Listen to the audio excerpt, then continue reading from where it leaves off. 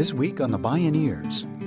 What we try to do, creating spaces for men to be together, creating space where we can reach in and grab the hearts of men. We got stuff that we got to work on, we got behaviors we got to challenge. It does not have to be a hostile way to be accountable. We could be very loving and very accountable at the same time. Join us for an intimate conversation among Eve Ensler, Tony Porter, and others on healing the gender wound by confronting the tyranny of masculinity on Bioneers Radio.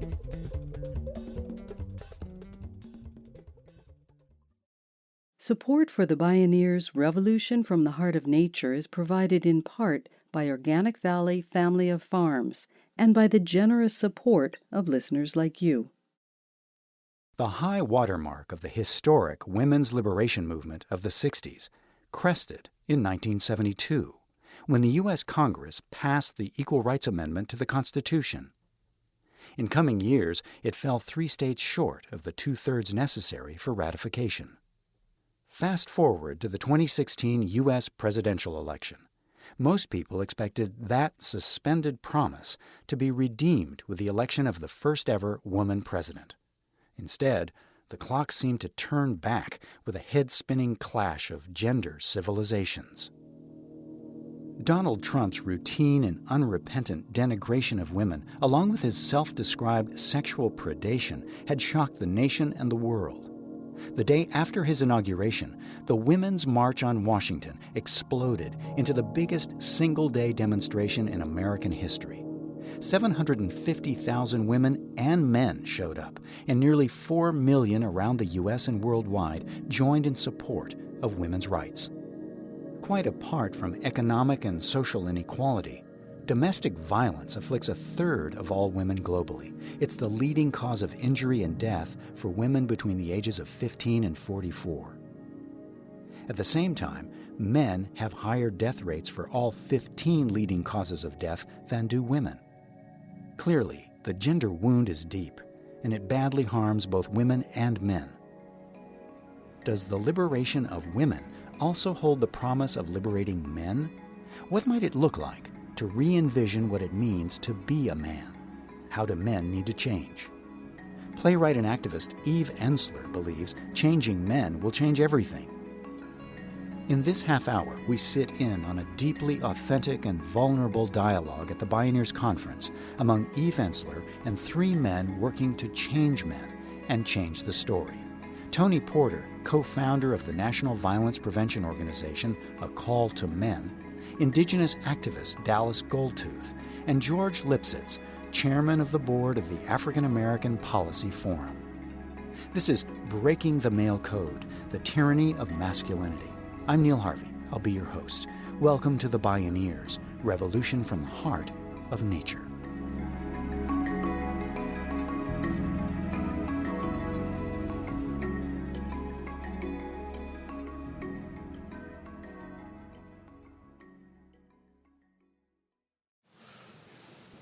I think one of the central questions of this panel is why are we still here at the beginning with men after so many years of feminist liberation? And what will it take to catalyze not only men's interest in a liberatory process, but what will trigger that willingness to be equal or driving participants in that process? Eve Ensler is a Tony Award-winning playwright, performer, and activist. She's the author of many plays, including The Vagina Monologues, which has been performed in over 140 countries. She founded V-Day and 1 Billion Rising to end violence against women and girls. I've said over and over that I never understood how violence against women ever became a woman's issue. We actually aren't raping ourselves. Women took this on because we, first of all, are generous, but we also didn't believe men would do anything about it. Now a new time has to emerge where men make this the central issue of their lives and of our times. And I think this Trump moment, in my opinion, could be our tipping point moment. So how do we make it so? So let me begin by asking each of you, think back into your past. What were you taught to believe a man is? Socialization starts at birth in many respects, And it's woven throughout our lives in a whole host of ways. It's happening consciously, subconsciously, you know, in all of our experiences. It's not just our parents, it's society. It's coming in waves in every direction.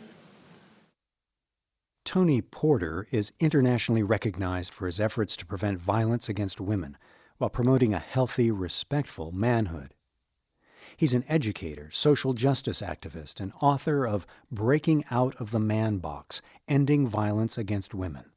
He serves as an advisor to the NFL, NBA, NHL, and Major League Baseball on domestic violence prevention and healthy manhood training. I can speak about moments in my life where it was very impactful for me. I was 19. My brother had died tragically, committed suicide. He was schizophrenic. We were at the cemetery way out on Long Island. That's where he was buried. And we had stopped at the restroom preparing for the long ride back to the city. And all the women emptied out. My mom, my sisters, my aunt, they all emptied out of the limousine. And my dad and I stayed back. As soon as they got out, he burst out crying, right? And so this is a man 10 minutes ago had just buried his son. And he really didn't want to cry in front of me, but he knew he wasn't going to make it for the 2.5-hour drive, and he definitely didn't want to cry in front of the women. And the thing that I remember the most is while he's crying, he's apologizing to me for crying in front of me, and actually applauding me in his own way for not crying. And that's been with me ever since, this notion of men and their emotions, hiding our emotions, not showing our emotions, not giving each other permission to experience our emotions. That experience with him has been a driving force in my work. A similar story is my stepfather, who was a Vietnam vet, and it was the sound of him crying and the sound of my mother comforting him in the other room. But I wasn't allowed to be in that space, not allowed, but I could hear the sound of him crying. And it was his memories and that experience of Vietnam would always come forth. Dallas Goldtooth, of Dakota and Dene ancestry, is the national Keep It in the Ground campaign organizer for the Indigenous Environmental Network. He's also a digital media producer and co-founder of the 1491's comedy troupe. But for me, a lot of my socialization process, I would say, was actually through the eyes and the voices of women. The stories I would hear of my mother or my aunties, oh, that damn man, or the sounds of violence from when my auntie and uncle would fight in the other room, and the sound of crashing furniture, the sound of her crying, the expressions of joy and happiness when we would spend time around each other. For me, it's the attachment of the voice of my mother and my aunties and their relationship to men that was the biggest influence on me as a man. To a certain extent, obviously, I gained a certain negative perception of what it meant, but then also I gained a strong sense of empathy for the emotion that was expressed. And growing up with a culture in a world that really emphasizes the essential feminine power of Mother Earth in our relations, I think that was really a guiding principle for me. It wasn't all healthy. I mean, obviously, from that experience and the things I saw and the trauma that I experienced, that socialization process was a struggle for me as a man. In my experience as a white male, the privileges of masculinity that taught me what masculinity is were often invisible. The expectations that my parents had of me that they didn't have of my sister, the encouragement that I got that my sister didn't get, the ways in which I could read and see all kinds of images of activity and agency that in some ways I could inhabit easily because of a gender and racial identity. And so those privileges were often invisible. George Lipsitz is an award-winning scholar and professor of Black Studies and Sociology at UC Santa Barbara. He's board chair of the African American Policy Forum, which was developed as part of an ongoing effort to promote women's rights in relation to the movement for racial justice. But the prohibitions were very, very visible because toxic masculinity means you could never be masculine enough. And that's part of the pathology of it, I think, in many ways. And so in my immediate experience with my family, my friends, the larger world, the worst thing you could be would be to be gay, to be a sissy. And you constantly have to work against that. And the second worst thing you could be would be to be like a girl or to be like a woman. And so you learn what you are by what you're told not to be. And this, of course, creates a certain kind of masquerade because you're putting on a you that's not you, and you're performing a certain kind of identity, not so much out of the massive privileges you have, but as a sense of feeling incredibly threatened, inadequate, unable to deal with these things the way that you're supposed to. And in the very normative nuclear family in which I was raised, domesticity, the realm of women, came to look like a realm of conformity, of knuckling under, of lack of imagination, of obedience. So I and my friends could imagine that freedom from that was getting away from domesticity, getting away from women. And so we were taught a contempt and I think a hatred of our mothers, not knowing that our mothers had been intelligent women whose choices were deeply constrained, and therefore they put everything into families they resented. And when we saw those resentments, we blamed them because we didn't see the bigger structure. And that's the final part of this, that you've asked us to talk from personal experiences. Dallas talks about we're on the land of the Central Coast Miwok, that we all inherit a history of incredible violence, brutality, conquest that has everything to do with masculinity. And as the Billie Holiday song says, if there's blood at the leaves, it's because there's blood at the root. And that's true not only for histories of nations, but it's true for individuals as well, that basically men come into the world with images of violence, brutality, of domination, of supremacy. And those things are so deeply ingrained in you, I think you don't even know that they're there. They're just the air that you breathe. George Lipsitz. When we return, how to escape the man box, how men can change, and why women have to know more about men than men do. This is Breaking the Male Code, the Tyranny of Masculinity. I'm Neil Harvey. You're listening to the Bioneers, Revolution from the Heart of Nature. If you love Bioneers Radio, it's free and easy to support us. Just take a moment to post a review on our podcast on iTunes, Google Play, or wherever you find our show online. You'll be helping other people find and enjoy these incredible thinkers and storytellers. And thank you for helping us out.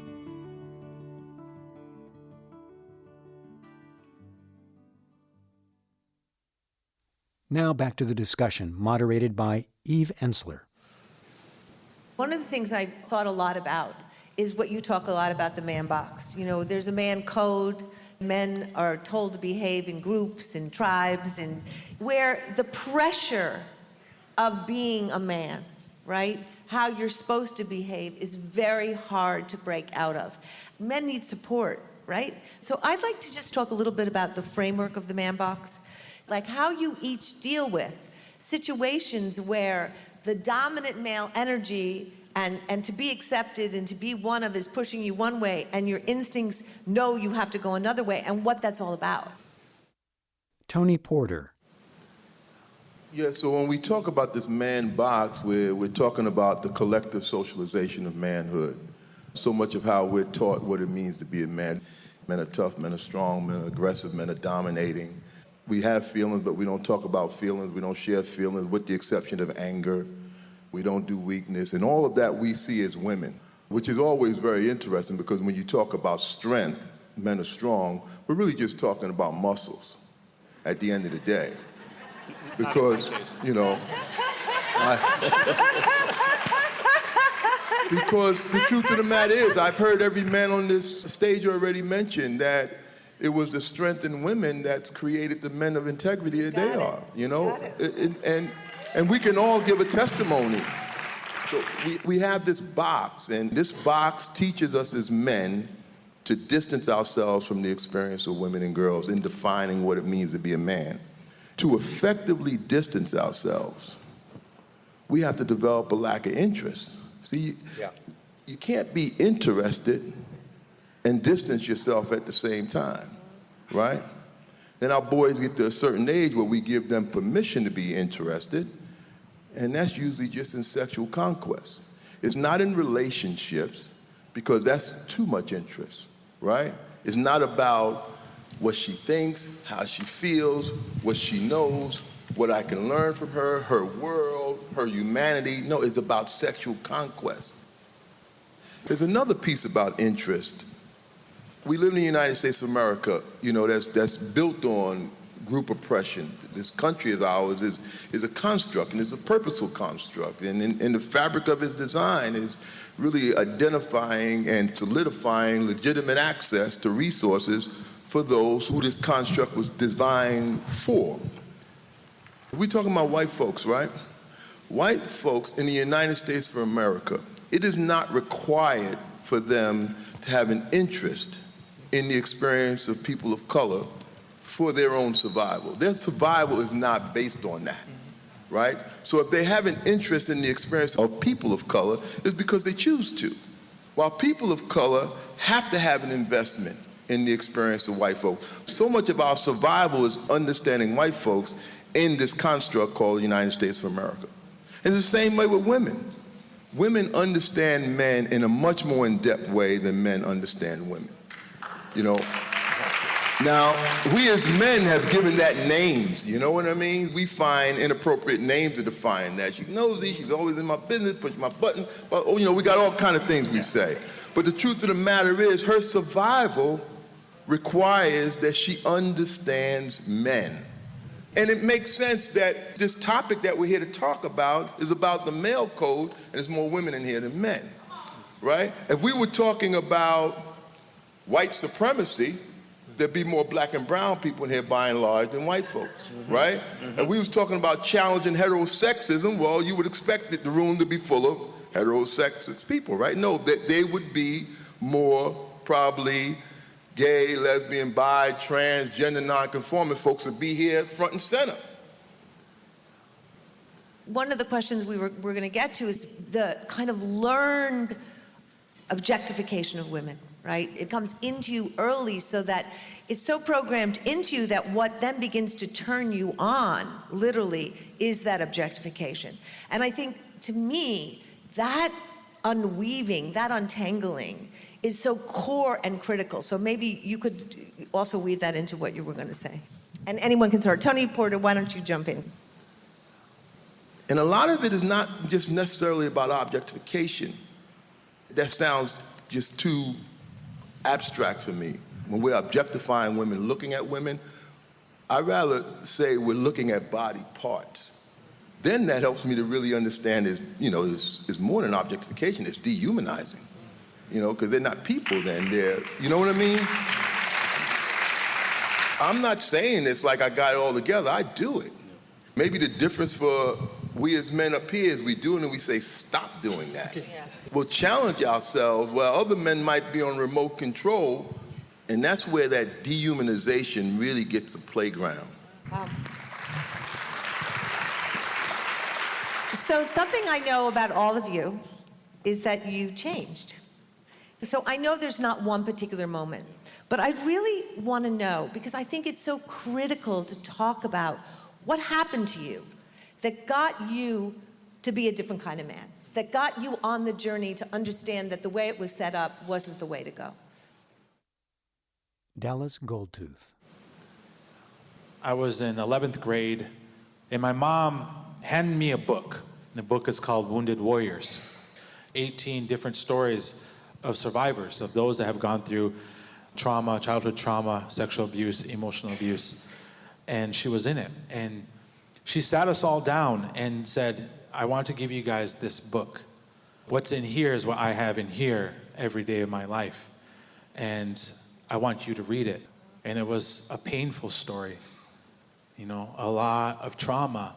I read that and I come to her and I was crying. And who I read in that story, had I not known my mother, the sum of all those parts of that story didn't match with this beautiful, strong woman in front of me that was entirely positive looking ahead.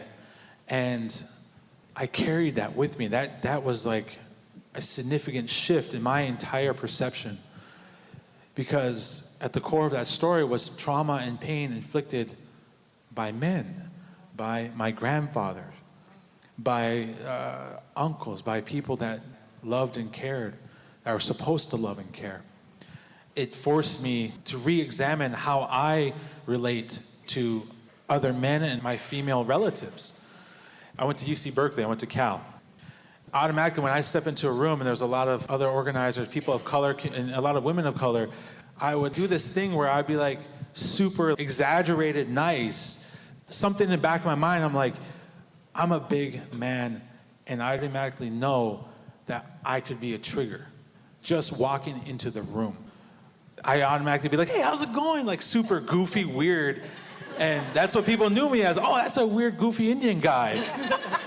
And it took me a while to really process like where that was coming from, because I was so self-conscious about how I interacted with my female relatives.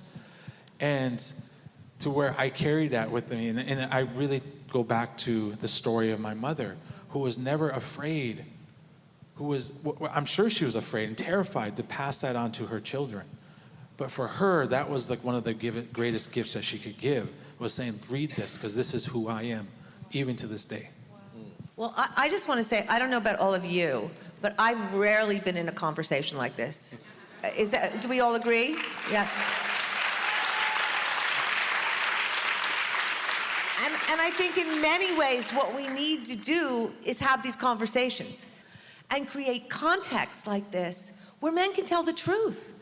Because it's really hard for men to tell the truth, living in patriarchy.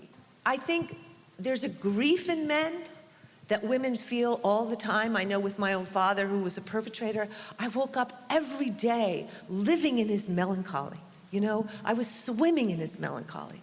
So I think what I'd really like to hear from each of you is, what do we do with men's grief? How do we treat it? How do we look at it? How do we bring it up? And how do we heal it? George Lipsitz.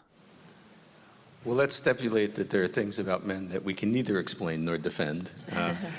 But I think you're onto a very important part of it, and that is, when we talk about privilege, we sometimes imagine that the privileged have easy lives and are just sitting around chuckling over all that they have. And yet, privilege is created in such a way that you can never be satisfied. You always feel injured. And you're talking about your father's sense of grieving. In Latino music, the bolero is often a man's complaint about being abandoned by women. It's a trope that happens over and over again. You hear it in U.S. country music. You hear it in the blues.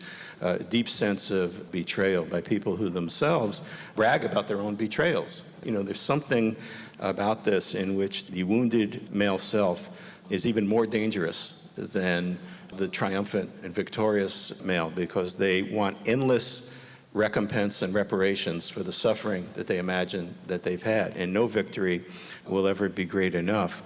This is where we need a mix of inside and outside.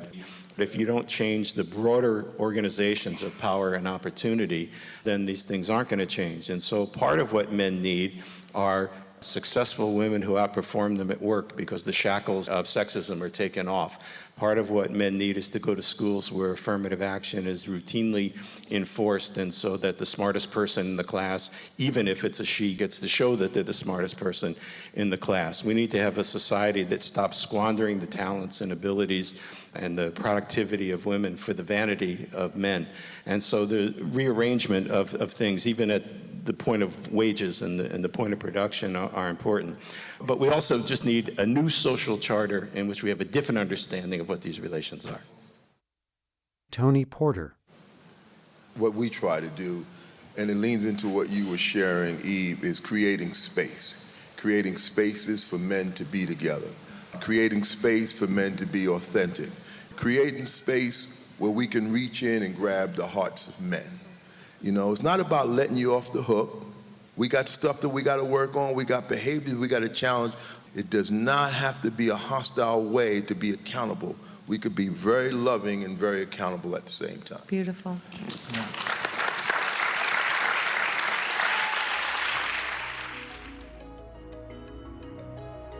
Tony Porter, George Lipsitz, Dallas Goldtooth, and Eve Ensler. Breaking the Male Code, the Tyranny of Masculinity.